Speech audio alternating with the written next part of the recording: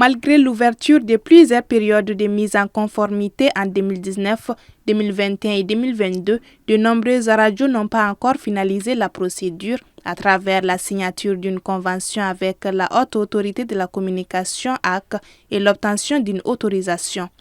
Le nombre des radios identifiées à ce jour par la HAC comme étant en règle aussi bien des redevances que de la mise en conformité est de 182 radios. Les radios qui sont en retard de 5 ans, identifiées à notre niveau, elles sont de 74. Les radios en retard de 3 à 4 ans, elles sont au nombre de 29. Et les radios en retard de 1 à 2 ans, alors elles sont au nombre de 102.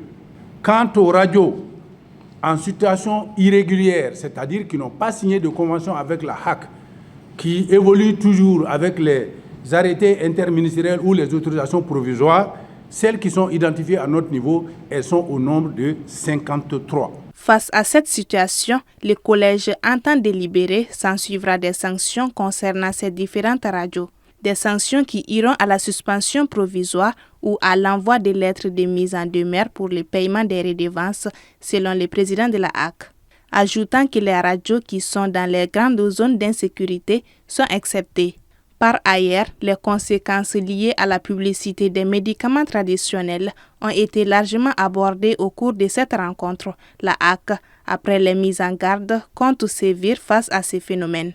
Parce qu'on ne peut pas laisser les populations à la merci des vendeurs d'illusions, alors qui leur font perdre du temps pour aller vers les structures officielles de santé.